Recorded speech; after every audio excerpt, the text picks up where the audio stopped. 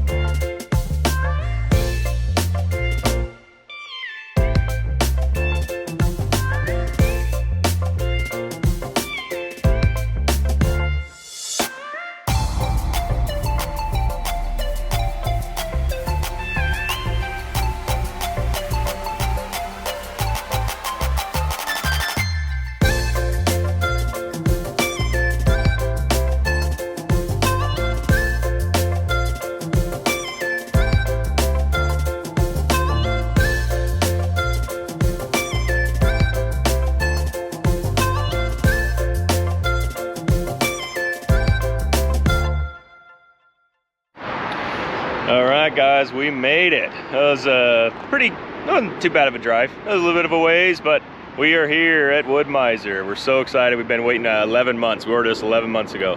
So we're pretty excited to get here and go check out our machine. So we're gonna go in right now and go find ours and get payment, or taking care of the payment, and then we'll hook up and get out of here. What? Oh, that's ours here? Oh, cool.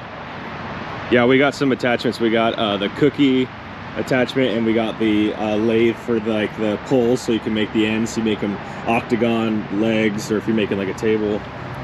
So those are our attachments that's going to be going with it. And our machine is right, boom, right there. That's our LT35. So yeah, it has the auto feeder. There's the hydraulic helper for the log, so this will hydraulically go down, and then we can lift the logs up into place. Oh yeah, this thing looks awesome. Sweet. Oh man, it's gonna be so much fun. We are doing a training, so I'm gonna video some of that. They're gonna come out here, we're gonna do a training here in just a minute, so get some video of that. But yeah, that's our guy right there. Got the fine adjust outriggers, which are super nice. And then you've got a hand crank up there, yeah, I'll show you. But this is 1.25 inches, which is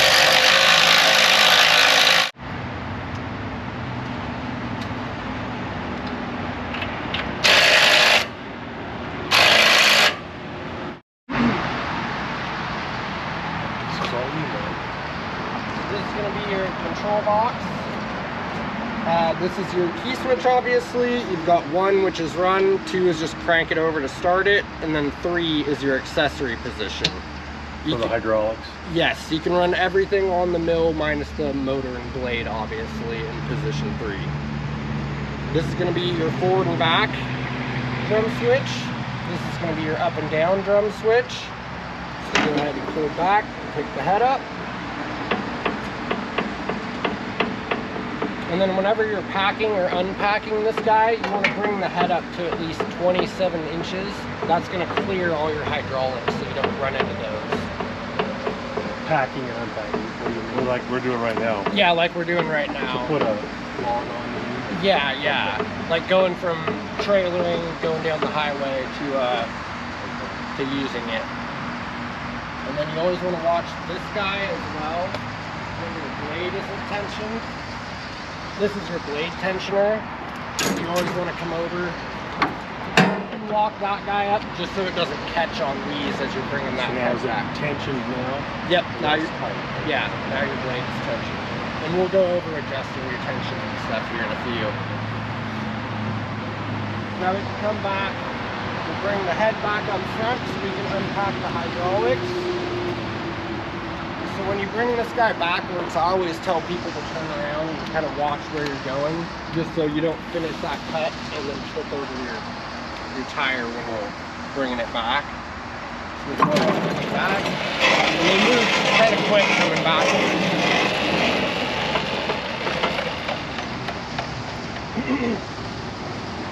So we've got that guy back.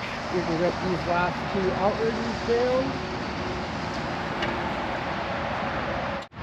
I know you run water in the summer. Is it just water? Water, and then like a cup of Dawn dish soap and a cup of pine sol. And that helps with the pitch buildup on the blade. And then in the winter, you can throw some like low temp window washer fluid in there just to act as an antifreeze. Okay, cool. Got it. Right, so one thing with your hydraulics is that's why we got to bring the head up here, is your hydraulics only work when this contact is making contact with this copper strip. It's kind of a fail-safe, so you don't dump, a log on your head. Exactly. Yeah. Yep. Okay, I got it.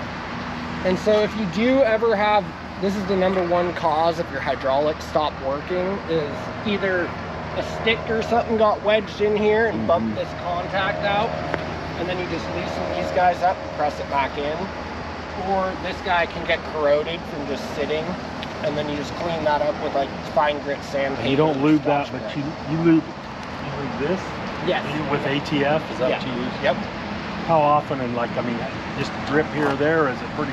So you've got a felt pad right here that you just remove these wing nuts and this whole black piece comes off, and then you can just saturate that felt pad there. That's where that drip is on that leg back there. Okay, so you saturate that. I thought you walked down and dribbled it all the way down. No, yeah. So you just soak this guy. You said you take that cover off? Yeah, there's just these wing nuts. Oh. Okay, yeah. And then that comes off, and I just use like a Dollar Tree ketchup bottle, and then you can just fill that with ATF and use that to soak everything. Okay. Also, another thing with your hydraulics, we're talking about this copper strip, the bottom rail, the under one, actually acts as a ground for the hydraulics. So same deal, if that guy gets corroded, that can be a just take a little steel wool or something. Yep, yeah, exactly. That can be a cause for your hydraulics to quit working as well. And then also inside of this box, there's a little micro switch right here. that when you run these, it clicks that switch to activate the pump. There's little fingers on these guys that sometimes those will just come out of adjustment. You just got to readjust those on that little switch.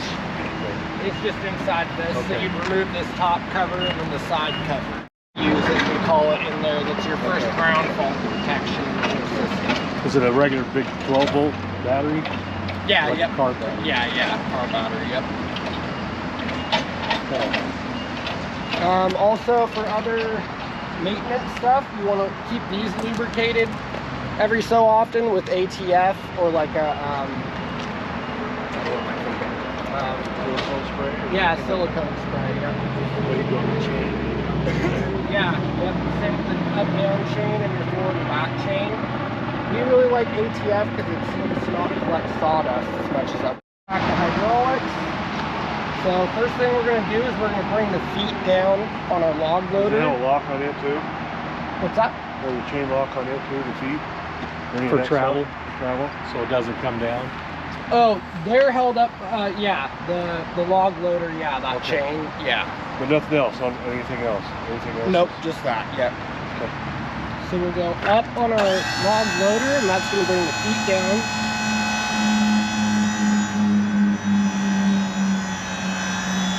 That's the stability? That's what pressure does. Gotta save a little bug. Up on our turner. You're gonna get squished, little guy. Better move. And we're going to go, this one's going to be your log side supports. This is another fail-safe feature that you have to have your side supports all the way up for that turner to engage. And that's so you don't pull a log on the side of the trailer. Okay. So we're going to go up on that, and that'll bring slack in that chain. Oops, that's totally sorry. So those come all the way up. And then our turner is going to come up. Ah, cool. And now that we did that, we can walk over and unhook that chain. So you just kind of lean into it, pull up on this guy, pop the chain out, and then drop it down. And that's why we drop the feet first, so then you're not lowering it all the way to the ground. It just saves your back. You got out just in time. You made it. You made it, buddy. Now we bring our loader down.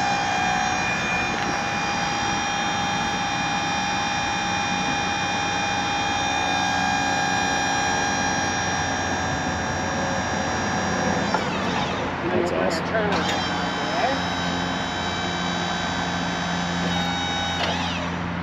All over these guys, you got some on your side supports, your turner, and your log clamp, your log clamp as well.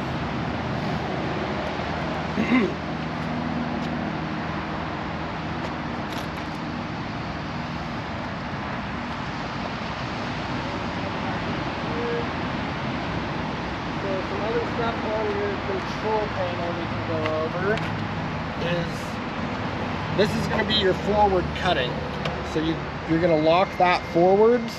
And then you're going to use this knob to control the speed of how fast you're going through that cut. Oh wow! It just went when you moved this for. So you lock that guy, and then you just turn this knob, and that increases. And wherever you let go, it stays at that speed. Yep, yeah, I can just let go, and it'll go by itself. itself. That's awesome. Exactly. Very nice.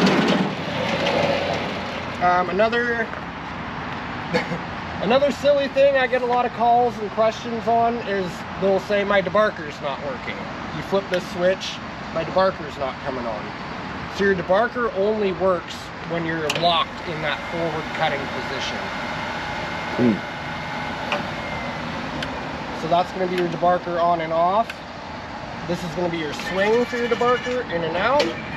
And does it just spring loaded? You just kind of put it up there and call it good? Yeah, you just swing it in and then it'll move with the curvature of the log. And sometimes you got to play with it, like if you've got a big knot, then like if your log's straight and then there's just one big knot, sometimes you got to kind of work it around that knot.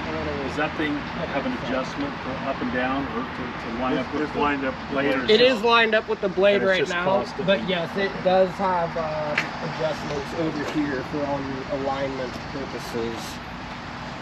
So yeah, these are gonna be you would loosen these guys and then use these to bring it up or down to level it with that blade. So keep it lined up here. Now I'll go over the blade alignment and belt tensioning with you. So when you do a blade alignment, you want to bring your head up between two of your bed rails. You don't want to bring your head to, I usually go like 15 or 16 inches. Doesn't matter, but those are just what I like to work at. So I'm going to go to 15 inches. I'm going to open my blade guide arm, make sure my blade is tensioned, and then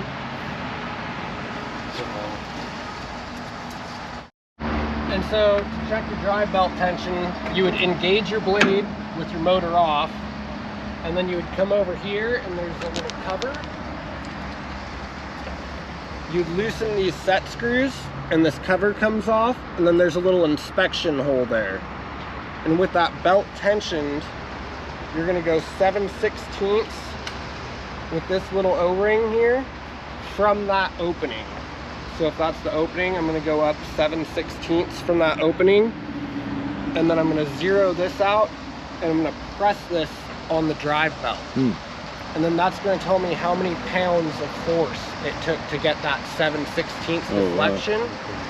And that's gonna indicate that your drive belt's at the correct tension. So you want 7/16 at, I believe it's 15 pounds on these motors. And this is in your owner's manual. It tells you exactly what poundage you're looking for. I believe it's 7/16 at 15 with these guys. I work on so many different motors all the time. I'm always getting mixed up. And then so if you wanted to adjust that, you would come over here. You would disengage that guy. And then there's this little turnbuckle set up here that you're going to loosen that guy and then adjust this guy up or down, tighter or looser, and that's going to tighten or loosen that drive belt. And it's just like a serpentine belt, or is it a V belt? Yeah, I believe these ones, no, these ones are a V belt, I believe. Some of our machines take a V belt and some take a serpentine. I believe these ones are a V belt, like a double V belt.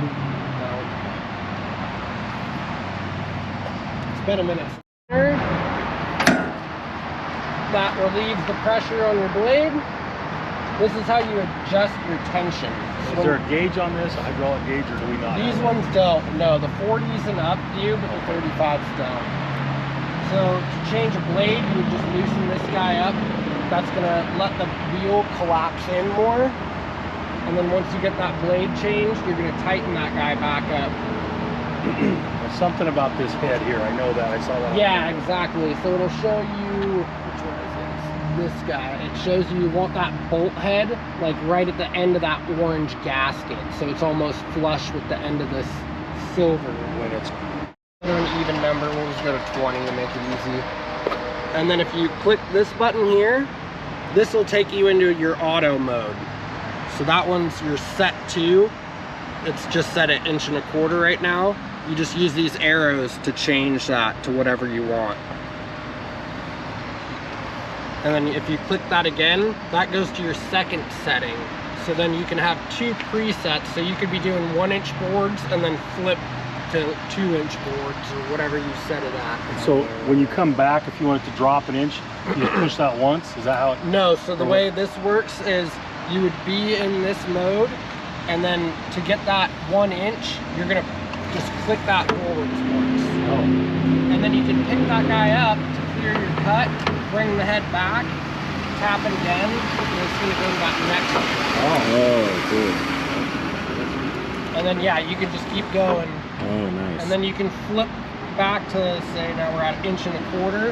You could flip in between them too, and go back and forth. One thing to be careful of with this is a lot of people. Okay. All right, he's gonna go get a log and we're gonna do some cuts. These guys are awesome at Wood-Mizer, man. This demo is so important because we have no idea what we're doing. We're very new at this, but we're excited to learn. It's gonna be fun to actually do some cuts here and use this thing. So pretty excited. He's gonna go get a log right now and we'll start making some cuts.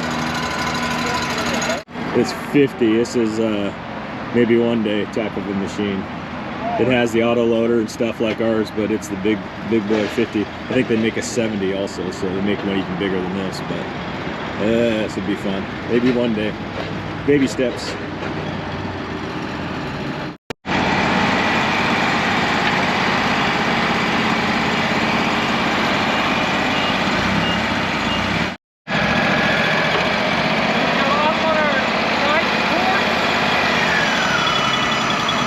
I'm going to keep our log from rolling off the side of the trailer, and we go up on our log loader.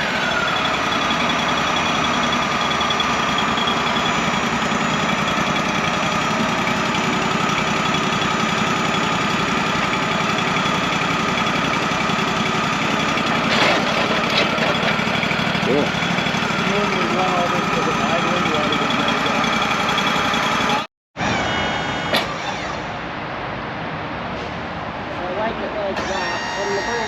Out now while I still have it held with my hand. That is awesome. He's got it. This is the clamp. This is the turner, so that can hold it tight, and this can go up and down and adjust to turn the log. See, he just put it down, but if he wanted to turn it, he could stick that back up and turn it. Now I can bring my loading arms back down a bit. But now he's got his holder. These guys like halfway like that. That is so cool. Hey, we're about to cut.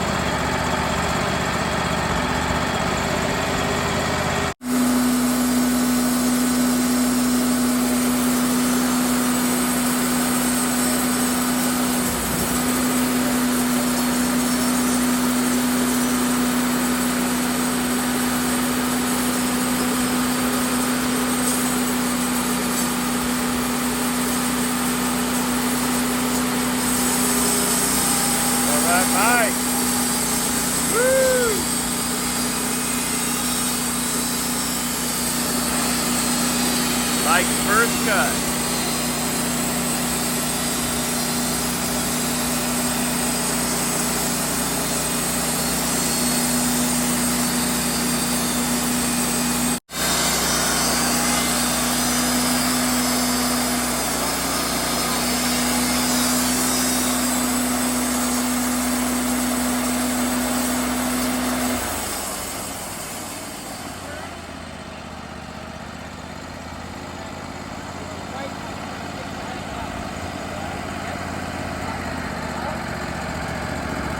Your first cut, Mike, how'd it feel? What do you think, Mike?